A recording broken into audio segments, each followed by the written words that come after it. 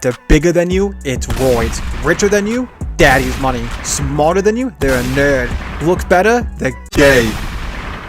SERVERBLIGHT is so good that it actually got me playing the game again. That's right, I'm a bit of a TF2 head with a normal amount of hours in the game. To give a rough synopsis, SERVERBLIGHT is about a seemingly sentient computer virus ravaging through Team Fortress 2 servers. This ain't Sonic.exe. Essentially sucking every player in said server into the game itself. If the blight gets you, you become a part of its biomass. It's kind of like The Thing, but if The Thing invaded Source Filmmaker instead of an Antarctic research base. However, today, we're not talking about the SERVERBLIGHT itself. No. We are talking about a side character of the SERVERBLIGHT series. That being none other than the infamous Sailor Man. Your mother. You know what's funny, gang? That's what me and Spike already humming. We both got your mother! Sailor Man was set up very early on in the series, in this episode specifically. In this scene, Sailor Man and one of the recurring SERVERBLIGHT characters, Bridolphin, make eye contact and both killbind. It's a small moment, ultimately an innocuous one, and considering at the end of the episode, the blight invades the server and seemingly kills everybody, except for, again, Bridolphin, one could assume that Sailor Man was just one of these many victims assimilated into the biomass. However, that isn't true, because people found his YouTube channel. Yes, Sailor Man is a YouTuber, specifically a TF2 YouTuber, and a really bad one at that. Like, what the fuck, man? Get a life. Why don't we get a fucking life? Despite the fact that this was made as part of a fictional ARG series, Sailor Man's first couple videos were so convincingly bad that a wide majority of the comments, to this day, are still hate comments. He comes across as an incredibly bitter scout main who hates basically every single weapon that was designed to counter his class. In particular, he seems to have a extreme hatred for engineer players, to the extent that his first video was ranting about one of engineer's best weapons. Alright, gang. Listen, we need to talk about an overrated weapon that has it too good for too long. I'm talking about the gunslinger. Bullshit, dude. Like, I can't even just run around and enjoy it. They got around corners and shit. Like, what the fuck, man? Get a life. Why don't we get a fucking life? Go out and play a real class, you fucking pansy. And as seen in this livestream moment, he absolutely despises getting killed by engineers. Not, terrified. Oh, fuck you. Okay, that happened. Something interesting about the way Sailor Man plays TF2 is that he tends to stick with one specific loadout, that being the shortstop, Mad Milk, and Boston Basher. Now, this is important for a few reasons. For one, this loadout really sucks to play. Ask me how I know. For the background footage of this video, I decided to play a little bit of Scout using the Sailor Man special, and I was not a happy camper. 2.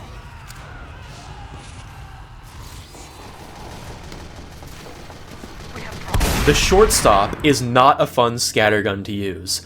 I'm sorry, I just don't like it. The push function, which Sailor Man mentions all the fucking time, by the way. It's just a based, underused weapon. Plus, it's got the push function. And that's pretty funny, man. You know what I'm saying? When you push some unexpected bozo into a killbind area? Fucking hilarious. It's classic, gang. And it's got that, medium to long range, and it's got some other cool stuff going on for it, but yeah, that shoving shit is the best I can say. It's like, it's the funniest shit, but it's a good primary because of, the other stuff it's got.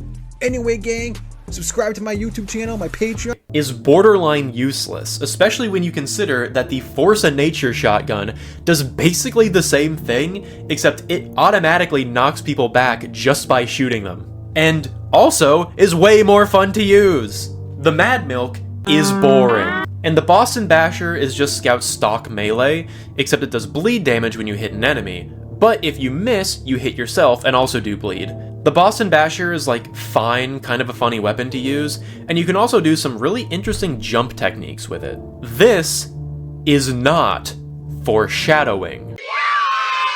This can again be explained by Engineer being a pretty good scout counter. While yes, Scout is far more mobile than the Engineer, a level 1 sentry can easily take out a Scout if it gets him cornered. However, I think there might be some deeper meaning here with Sailorman hating Engineers, in particular with how the Server Blight itself seems to prefer using the Engineer model as a avatar for itself, but I don't know, I'm just speculating. I guess another noteworthy thing is that Sailorman, by his own admission, loves gambling, specifically on Team Fortress 2 crates. You pay $2, open a case, you might get something rare, but usually you get something not rare. I opened one not too long ago because I was bored and I hadn't done so in many years, and I got like this 30-cent Engineer cosmetic. I mean, it looks cool, but I also could have just paid 30 cents for it, so needless to say, I'm not going to be opening any more crates anytime soon. Oh, and something else I'd like to just get out of the way right here.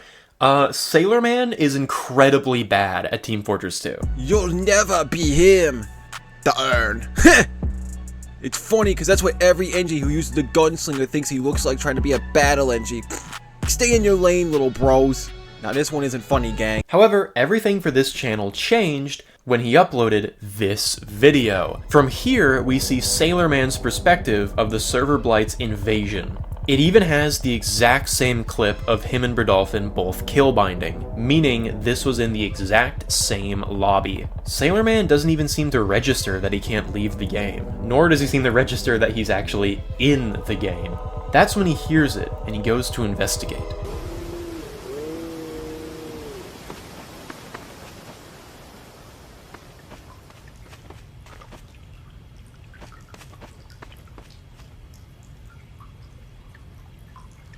Sentry up there!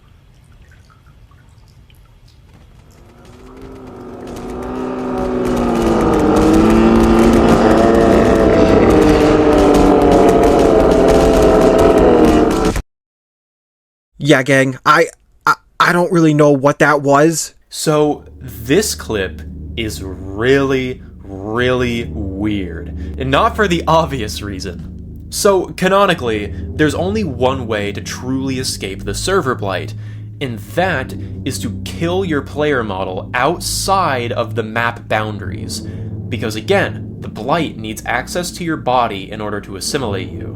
Ways to escape the Blight can be jumping down pits or holes, which will automatically kill your player model, or rocket/sticky jumping outside of the map's bounds. Doing so will result in the death of your player model and automatically disconnect you from the server, thus escaping the Blight. So here's where things get interesting. Bradolphin and Sir Dix-a-Lot, who is the main character of this series, by the way. Again, only TF2. These two are the only players who are seen escaping the Blight on this particular map, in this particular lobby. Sailorman does not enter chat, Sailorman isn't heard or seen anywhere during this entire game. Furthermore, this is Sailorman's first encounter with the Blight, seemingly anyway, meaning that he should have no concept of clipping himself out of bounds to escape the Blight. This shouldn't even be an idea in his head. So, how the fuck did he escape and make this video? Well, I got a bit of a game theory for that later, but we'll get to that here in a minute. So from this point on, Sailorman's channel blows up, and he is clearly loving it. Sailorman promises to hunt the monster more, seeing that this clearly brings attention to his YouTube channel. From a surface level, it may appear that he wants to bring more exposure to the monster to protect more people from the thing plaguing TF2. But, as will become very clear later, this is not the case. Finally, after several videos and live streams later, Sailorman gets in contact with Sir Dix-a-Lot. By the way, try repeating that sentence around like your grandparents. Oh, and before we move on to the big event, something I really feel is extremely important to mention is that Sailorman did a live stream where a little incident occurred near the end. Chrome, give me a second. Alright, let's just close that out. Let me get some water. Fuck! Oh shit, okay. Fuck, full screen. Fuck, the fuck is full screen? Alright, that's a good... Yeah, so Sailor Man is canonically a brony. Not just a brony, but a brony artist. And honestly, may I say, his art style isn't half bad. It's kind of charming, not gonna lie. This has, like, zero relevance to the plot or his character arc going forward. I just kind of... It just felt important to bring up. So, finally, after months and months and months and months and months and months of build-up, it finally occurs. A full, canonical SERVERBLIGHT episode with Sailor Man on the cover.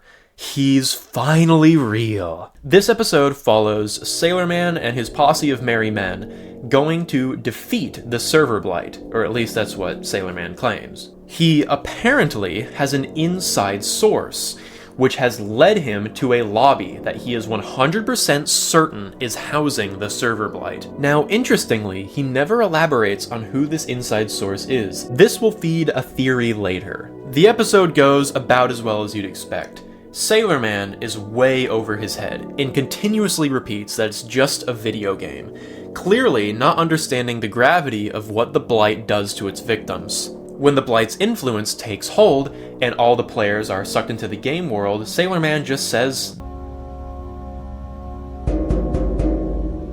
"Whoa, how are you doing that?" Pretty cool, huh?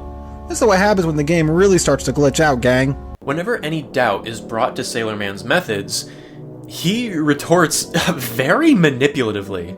No matter... Guys? What'd you see? There was a guy. I think it was Hans. We have to leave. It's trying to trick us again. What are you even talking about, bro? The kid's just seeing things. Look, we can't trust anyone we lose sight of, even for a second. That's bullshit. This is a game. Ones and zero, lines of codes, a glitch, and a glitch can't think. It's not a glitch.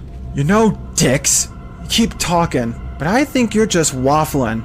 It's like you really want to be in charge. You really don't know what you're talking about at the same time, though. I know this might be hard for you to hear, but you ain't Rambo, you ain't McCready, you're not whatever the hell the guy's name in Die Hard was, so someone really has to curb your ego before it gets out of hand and gets someone killed.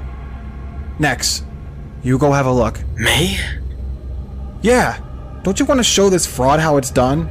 You can't do that. He's going. I'm going. It becomes clear right away that Sailor Man is not aware of what he's dealing with. Of course, as you'd expect, the blight gets loose. One by one, the players in the group get snatched up, all because of Sailor Man's own reckless behavior. Finally, at the end of the episode, the group is cornered. The SERVERBLIGHT has them exactly where he wants them. And this is when Sailor Man's true motives are made bare. We can only cut that link if we go somewhere it can't follow, but it covered all the exits. It can think, and it's smarter than us. I know.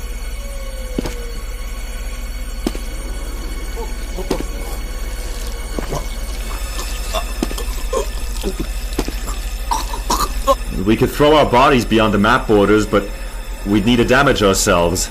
And it's guarding the spawn room. I know.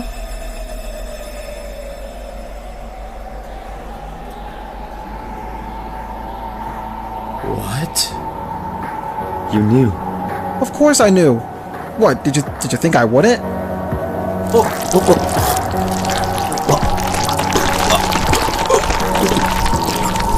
Why didn't you say anything? Because I'm making a fucking video here, and this is how a good mystery works. You gotta keep up the suspense. So you've been bullshitting us this entire time? And you ate it up, you clueless fuck.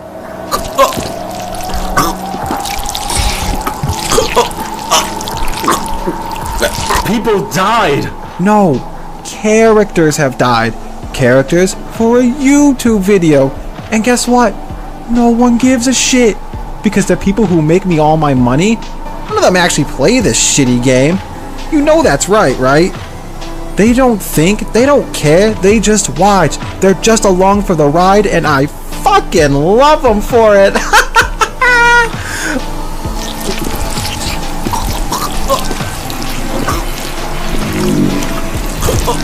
Fuck you! Whoa, Come on, bro. You know I couldn't have done it without you. Same goes to you, dicks.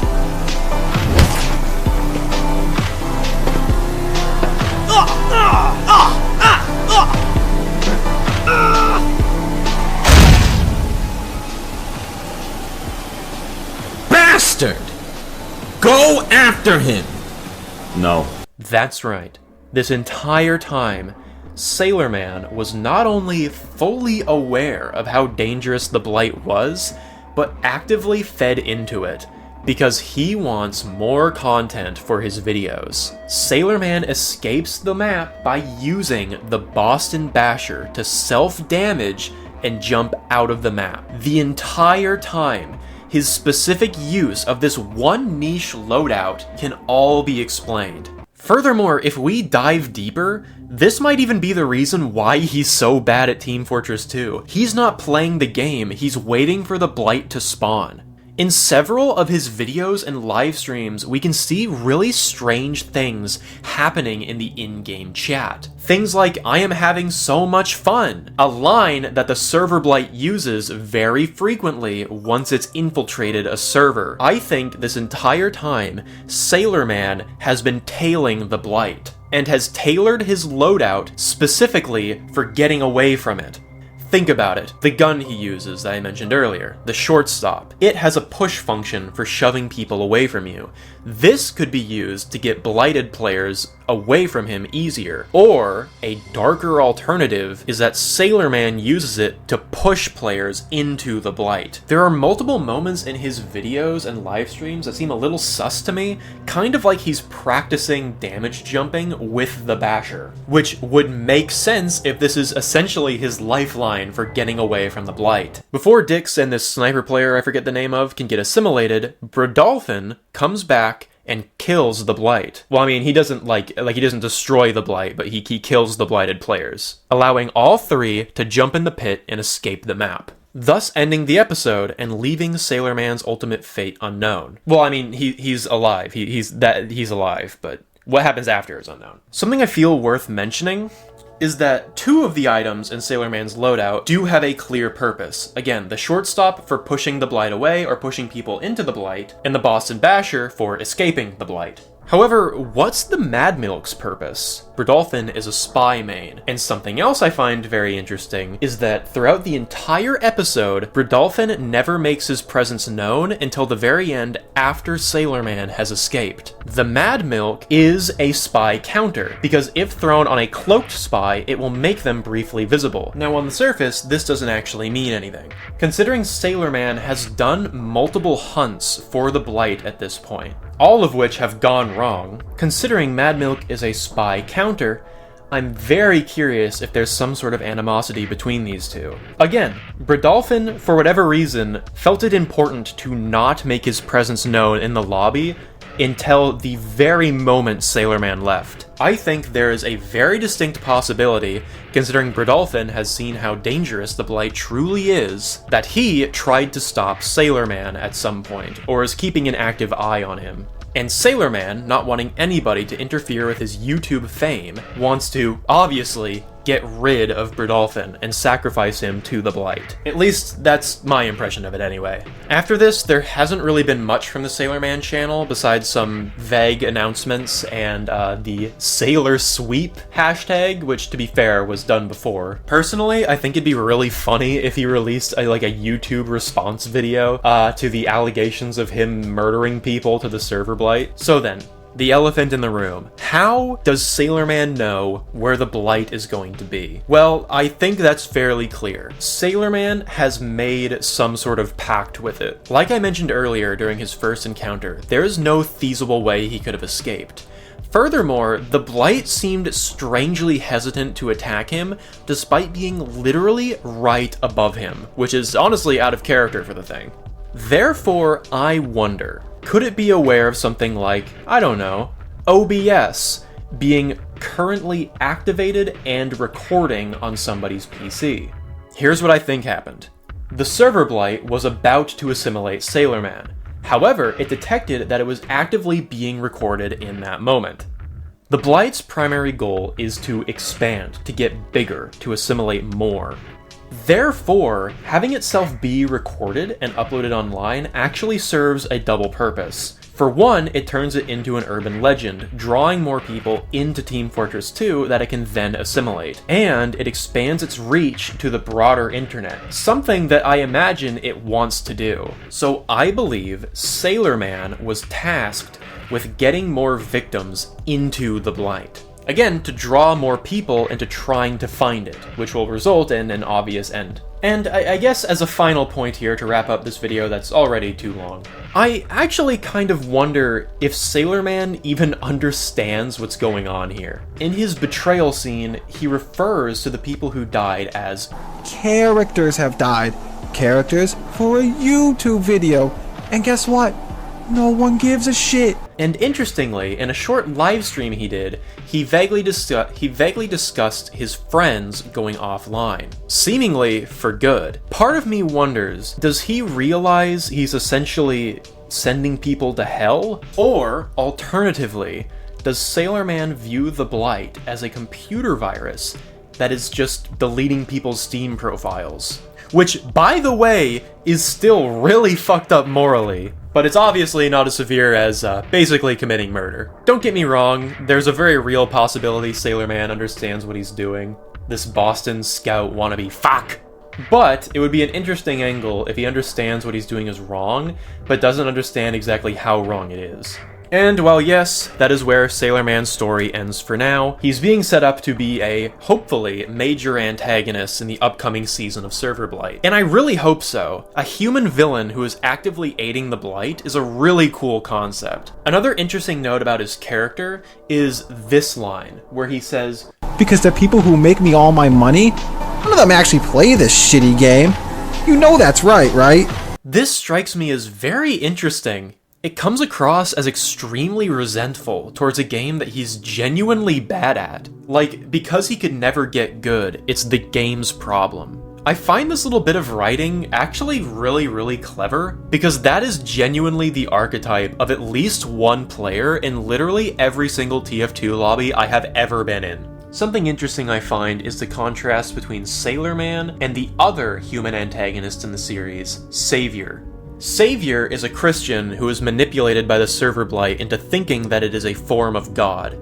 Therefore, he views assimilation as ultimately a good thing, ascension. All the while, he is being actively tortured by the Blight. Savior is a manipulated victim. Meanwhile, Sailor Man views the Blight as a means for profit, a means for fulfilling his own greed, and more importantly, a means for getting revenge at a game he's come to hate. Sailor Man is a manipulator. Sailor Man out.